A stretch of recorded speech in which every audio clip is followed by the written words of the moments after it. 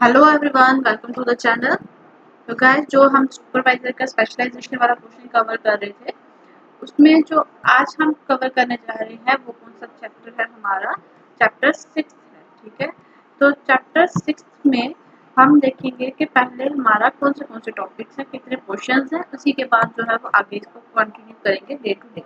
ठीक है, यूनिट 6 में एक तो सबसे पहले मैं आपको बोल दूँ, ये बहुत इंपॉर्टेंट यूनिट है। अंडरस्टैंडेबल वाला भी है और मेमोराइजिंग करने वाला भी है, क्योंकि इसमें से क्वेश्चंस बनेंगे और थोड़े से टेक्निकलिटी बेसिस पे क्वेश्चंस जो है वो फ्रेम बनेंगे। देन यूनिट 6 क्या बोलते हैं?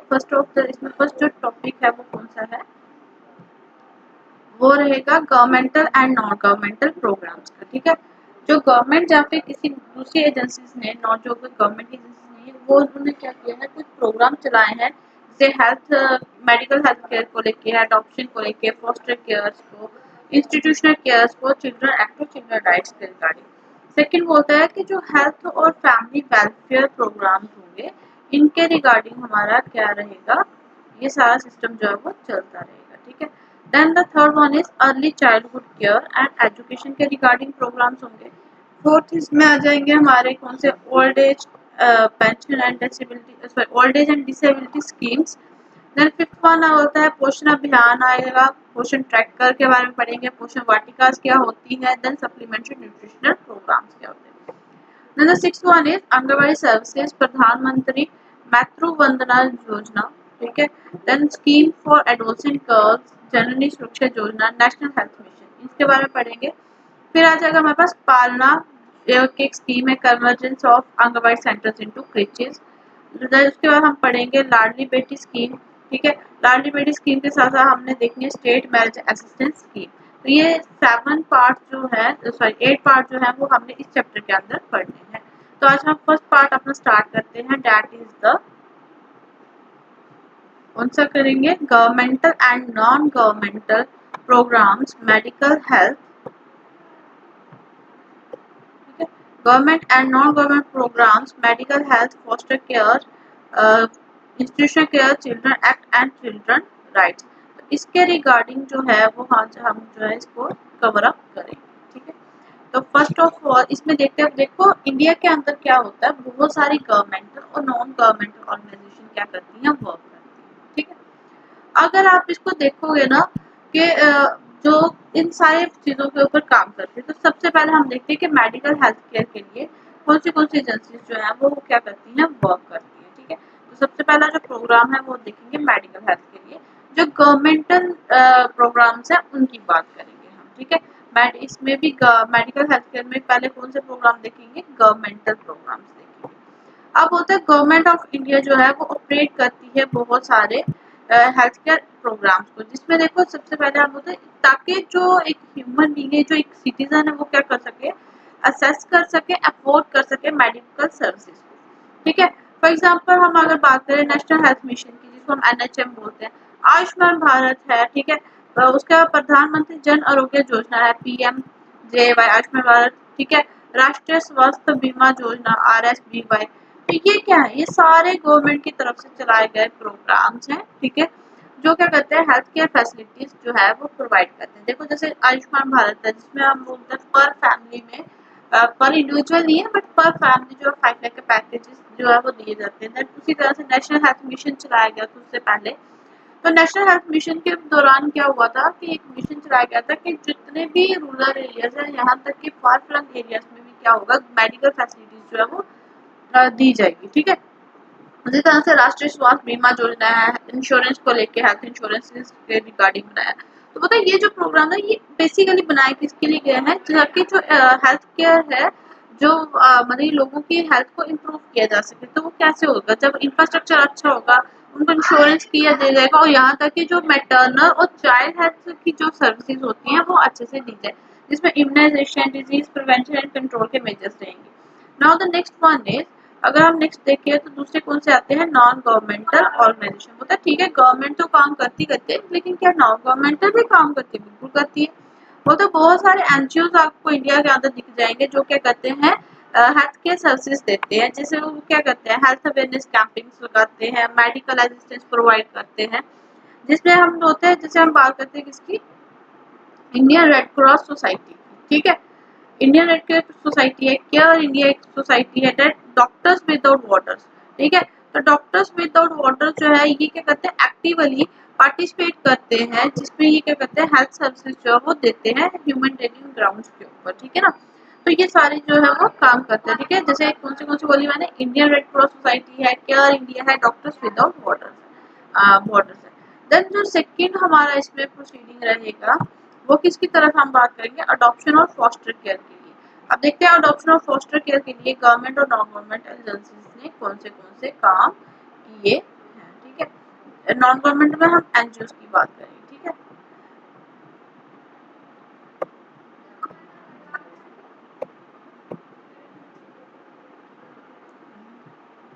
होता है सेंट्रल अडॉप्शन रिसोर्स अथॉरिटी। देखो एक क्या है, सेंट्रल अडॉप्शन रिसोर्स अथॉरिटी, जिसको हम लोग क्या बोलते हैं, कारा। ठीक है, ये किसके अंडर आती है, ministry of women and child development के अंदर आती है। ये क्या करती है, जितना भी हमारा प्रोसीजर होता है ना, ठीक है, कौन सा बोला मैंने, कारा से कारा बोलो, सारा बोलो, बट ये कारा central adoption resource authority, ministry of women and child development के अंदर ये जो अथॉरिटी रहती है, यानी कि अथॉरिटी है ना, तो इट मीन्स कि ये इसके पास क्या है, एक ये क्या करते हैं, रेगुलेट करते हैं कि किस तरीके का प्रोसीजर जो है वो रखा जाएगा किसी को अडॉप्ट करने के लिए। इसी के साथ साथ जो प्लेसमेंट होती है ऑर्फन की, कि जो ऑर्फन्स होते हैं जिनके पेरेंट्स नहीं रहते उनको कहाँ पे रखा जाएगा, अबेंडेंट जो है, जहाँ पे जो सरेंडर्ड चाइल्ड है, जो इसके जैसे फैमिली जो है उनको अडॉप्ट नहीं करती है, बहुत सारे बच्चे जो होते हैं जैसे स्टिल जैसे उनका बर्थ होता है तो वहां से ही उनको क्या कर दिया जाता है, हॉस्पिटल के बाहर छोड़ दिया जाता है या कहीं ऐसे एरियाज में फेंक दिया जाता है जिनकी कोई केयर नहीं करता। तो उन सारे सभी के रिगार्डिंग जो भी पॉलिसीज बनेंगी, जो भी प्रोसीजर होगा, ठीक है, उनकी अडॉप्शन को लेके या फिर उनकी केयर को लेके वो कौन डिसाइड करेगा, कारा डिसाइड करेगा। ठीक है, कारा जो है ये क्या करता है, also oversees the accreditation of adoption agencies and promote awareness of adoption as a child welfare measure. इसी तरह से गवर्नमेंट जो है वो सपोर्ट करती है फॉस्टर केयर इनिशिएटिव्स को, जिसमें बहुत सारे चाइल्ड वेलफेयर स्कीम्स और प्रोग्राम्स जो है वो लाए जाते हैं। ठीक है, अगर आपको याद होगा, या थोड़े बहुत आप अवेयर हो गए, तो देखो जब कोविड आया था ना, कोविड के टाइम पे क्या किया था, गवर्नमेंट ने बोला था जो ऑर्फन बच्चे हैं उनको क्या दी जाएगी, स्कूल एजुकेशन जो उनकी फ्री कर दी जाएगी। इवन के जो उनका खर्चा है, जिनके पेरेंट्स एक की डेथ हुई है उनके लिए पता नहीं 50% रखा था, लेकिन जो फुली कवरेज थे, जिनके दोनों पेरेंट्स की डेथ हुई है उनको फुली कवरेज किया गया था अंडर गवर्नमेंट स्कीम। ठीक है, तो उसके लिए सर्विस वगैरह जो थे वो अच्छे से कंडक्ट हुए थे, डेथ सर्टिफिकेट्स वगैरह के थ्रू, कि हाँ बाकी इनके पेरेंट्स की डेथ जो है वो कोविड की वजह से हुई है, तो उन बच्चों को फॉस्टर केयर में भी रखा गया था। ठीक है, तो ये सारा काम कौन करता है, गवर्नमेंट करता है। अब देखो जैसे नॉन गवर्नमेंट ऑर्गेनाइजेशन होती है, जैसे हम बोलते हैं चाइल्ड राइट्स, एक एनजीओ है जिसका नाम क्या है, चाइल्ड राइट्स एंड यू। ठीक है, जिसको हम बोलते हैं क्राइम। ठीक है, एसओएस चिल्ड्रंस विलेजेस होते हैं इंडिया के अंदर, अडॉप्शन एडवोकेसी होती है, और इसी तरह से अवेयरनेस ग्रुप्स होते हैं, adoption advocacy and awareness groups. ठीक है, जिसको ट्रिपल ए बोला जाता है, अडॉप्शन एडवोकेसी एंड अवेयरनेस। ठीक है, adoption advocacy awareness CRY group आ गया, और एसओएस चिल्ड्रंस विलेज इंडिया।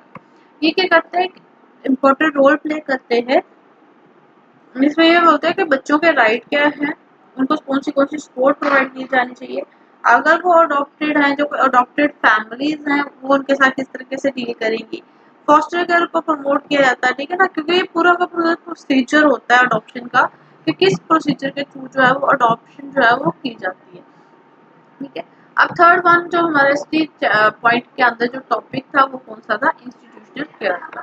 ठीक है, अब इंस्टीट्यूशनल केयर में क्या बोला जाता है कि इंस्टीट्यूशन में किस तरीके से केयर की जाती है। जैसे हम बोल सकते हैं कि गवर्नमेंट जो है वो इंस्टीट्यूशनल केयर को फैसिलिटेट करती है। फॉर एग्जाम्पल बच्चे के घर हो गए, ऑर्फनेजेस हो गए, जो शेल्टर्स हैं, जो चाइल्ड केयर इंस्टीट्यूशन है, ताकि टेम्पररी या लॉन्ग टर्म केयर जो है बच्चे को मिल सके। ठीक है, ताकि जब जिस वक्त वो क्या होता है, किसी परेशानी के साथ जूझ रहा होता है। ठीक है, देखो कई बार आप देखते हो ना कि बच्चे जो है उनके पेरेंट्स की किसी एक्सीडेंटल डेथ हो जाती है किसी वजह से, तो वो ऑर्फनेज में चले जाते हैं, लेकिन ऑर्फनेजेस में उनको प्रॉपर केयर प्रोवाइड करवाना, उनके लिए प्रॉपर खाने का, उनकी एजुकेशन का ध्यान रखना, वो सारा कौन करवाता है, गवर्नमेंट प्रोग्राम्स के अंडर होगा, ठीक है। अब ऐसा नहीं है कि सिर्फ गवर्नमेंट करवाती है, बल्कि नॉन गवर्नमेंट एजेंसीज भी करवाती है, ठीक है। जैसे हम बोलते हैं रेजिडेंशियल केयर, बहुत सारे एनजीओ हो गए, ठीक है। अच्छा, अब जैसे कौन सी लेडी है जिनको ये अवार्ड मिला है, humanitarian ground Nobel prize winner है, ठीक है। तो जैसे आप एग्जांपल लेके चलो, जैसे कौन है, मदर टेरेसा। तो मदर टेरेसा का क्या है, क्योंकि वो इन बच्चों के ऑर्फनेजेस हैं, चिल्ड्रन होम के लिए उन्होंने काफी ज्यादा काम किया है। अब इसी तरह से बोलते हैं नॉन गवर्नमेंटल ऑर्गेनाइजेशन में, तो बहुत सारे एनजीओ भी इस तरह का काम करते हैं, ठीक है। यहाँ तक कि जो एनजीओ होते हैं वो उन बच्चों के लिए भी काम करते हैं, इंस्टीट्यूशनल केयर उनको भी प्रोवाइड करते हैं, जो क्या होते हैं जिनके ऊपर गरीबी की वजह से कोई अब्यूज या किसी अब्यूज की वजह से, ट्रैफिकिंग की वजह से, या होम मतलब बेघर जो हो जाते हैं, ठीक है। क्या है, उनके पीछे कोई भी कारण हो, वो उनको भी क्या करते हैं, इंस्टीट्यूशनल केयर जो है वो प्रोवाइड करते हैं। जैसे अगर इंडिया की बात करें, इंडिया में बहुत सारे इंस्टीट्यूशन रन करते हैं, जैसे हम बोलते हैं सलाम बालक ट्रस्ट, फिर उसके आता है प्रथम ट्रस्ट, बचपन बचाओ आंदोलन, ठीक है, बचपन बचाओ आंदोलन में भी है, ठीक है।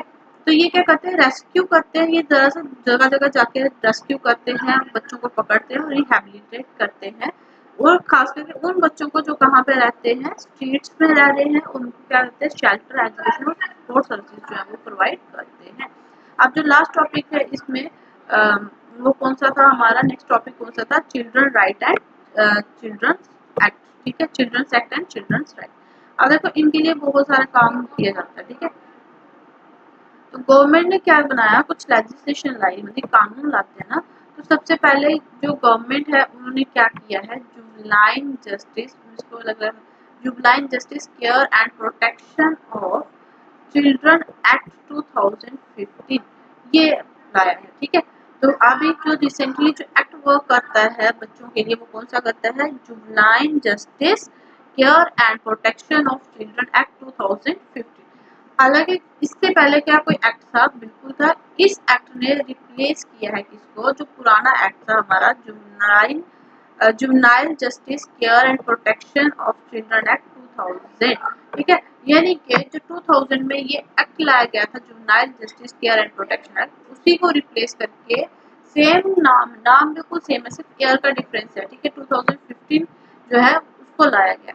अब इसका मकसद क्या है, इसका मकसद है कि ये क्या करे, कॉम्प्रिहेंसिव लीगल फ्रेमवर्क दे, इसके लिए जो केयर है, प्रोटेक्शन, रिहेबिलिटेट करना है चिल्ड्रन को in conflict with the law and in need of care of. अब इसी तरह से एक्ट जो है वो स्ट्रेस किस पे डालता है, दिस एक्ट एम्फेसाइजेस, ठीक है। ये जो एक्ट है ये किसके ऊपर एम्फेसाइज करता है, प्रिंसिपल ऑफ चाइल्ड वेलफेयर। तो ये किसकी बात करता है कि क्या करना चाहिए, बच्चों का वेलफेयर करना चाहिए, प्रिंसिपल्स ऑफ चाइल्ड वेलफेयर। इसी तरह से जुवेनाइल जस्टिस के ऊपर देखो, जो छोटे छोटे बच्चे होते हैं उनसे कोई क्राइम हो जाता है तो उनको कहाँ पे रखा है, जुवेनाइल जेल्स में रखा है। तो जुवेनाइल जस्टिस उनको प्रोवाइड किया जाए, चाइल्ड फ्रेंडली जस्टिस सिस्टम जो है वो दिया जाए, ठीक है। ये नहीं है कि उनको छोड़ दो, लेकिन उनको क्या है, सजा भी देनी है तो बच्चों के अकॉर्डिंगली उसका इन्वायरमेंट वैसे ही क्रिएट करके दी जाती है। देन उसके बाद होता है चिल्ड्रंस राइट। अब अगर आप बात करेंगे किसकी, चिल्ड्रंस राइट की, ठीक है। ये हमने देखा चिल्ड्रंस के लिए एक्ट कौन सा लाया गया, juvenile justice care and protection act 2015 which replaces the juvenile justice care and protection act 2000, ठीक है। Aims to provide a legal framework for the care, protection and rehabilitation of children in conflict with the law and in need of care and protection. Then the next one is child's right. अब जब child right की बात की जाती है तो बोलता है इंडिया जो है वो सिग्नेटरी है किसका, India is the signatory of UN United nation convention on the rights of child, ठीक है, यूएनसीआरसी का, ठीक है। अब ये क्या बोलता है, ये फंडामेंटल राइट्स बोलता है चिल्ड्रन के, जिसमें right to life, survival, development, protection, education, participation and non discrimination के बारे में बात की जाती है, ठीक है। तो हमने क्या देखा कि यहाँ पे इंडिया इसका सिग्नेटरी है ना राइट टू चाइल्ड का, ठीक है, United nation convention on right of the child, convention on right of the child पे। तो यहाँ पे हमने देखा इसमें बहुत सारे फंडामेंटल राइट्स की बात की गई है, किसके, एक बच्चे के, ठीक है। अब इसी,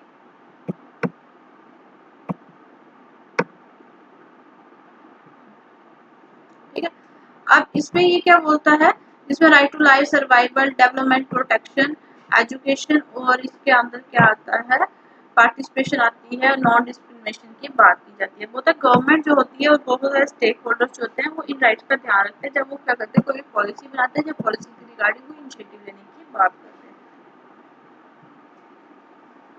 तो कैसे पॉलिसीज बनाई थी, नहीं बल्कि वेलफेयर प्रोग्राम हो गए, लीगल सेफ गार्ड वगैरह जो है सारे बनाए थे। मतलब ओवरऑल अगर देखें तो गवर्नमेंट और नॉन गवर्नमेंटल जो है वो इनिशिएटिव्स लिए जाते हैं इंडिया के अंदर जो फोकस करते हैं हेल्थ वेलबींग और राइट्स जो होते हैं चिल्ड्रन के through comprehensive facilities and legal framework that uphold children's rights and welfare. Collaboration होती है गवर्नमेंट एजेंसीज की, एनजीओज की, सिविल सोसाइटीज के।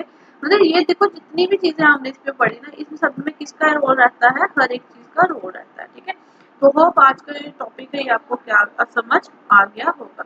अब इसके बाद जो नेक्स्ट टॉपिक है हमारा वो हम देखेंगे अपनी नेक्स्ट वीडियो में। तो कीप वॉचिंग द चैनल। देखो किसी चीज के पीछे ना भागना नहीं है, उस चीज को अंडरस्टैंड करने की कोशिश करनी है कि ये क्या चीजें चल रही है। ठीक है, तो नेक्स्ट हम देखेंगे health and family welfare programme कौन से हैं, उसी के साथ साथ हम बाकी वाला कवर करेंगे। ठीक है, so hope you like the video, you like the session. Thank you, have a